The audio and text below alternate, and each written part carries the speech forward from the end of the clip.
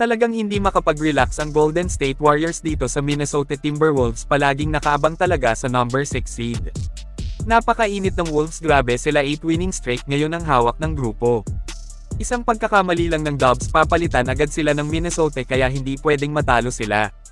Bukas ay mapapalaban ang gold-blooded country sa Denver Nuggets.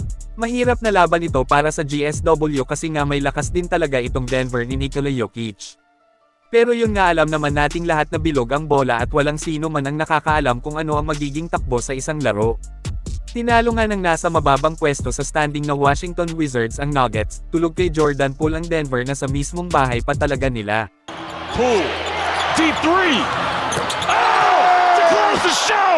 Jordan Poole! Flotation devices are required in Denver as Jordan Poole! Sa banggaan ng Warriors vs Nuggets bukas ay marami na agad ang nagsasabing mapuputol na nga daw ang hawak na 7 winning streak ng Dubs kalaban ng Denver, kasi ani nila mahina ang GSW kung ikukumpara sa Nuggets. Para sa akin, ang masasabi ko lang sa harapan ng magkabilang team na ito bukas, mga kaibigan, ay paniguradong magkakaroon po ito ng mainit na laban. Aasahan natin ang patikim na playoff sa banggaan nila bukas.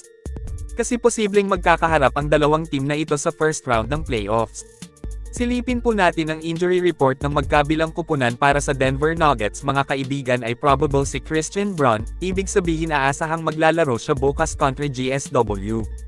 Habang parehong listed as questionable sina Nikola Jokic, Jamal Murray at Aaron Gordon. Questionable ibig sabihin hindi sigurado ang paglalaro ng tatlo bukas. Para sa Golden State Warriors naman po ay listed as questionable sina Stephen Curry at rookie 7-footer center nila na si Quentin Post.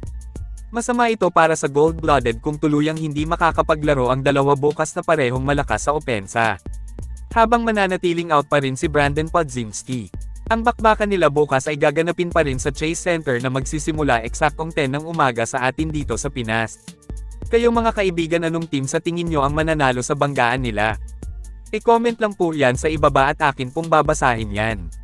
Maraming salamat po, mag-iingat at God bless sa lahat.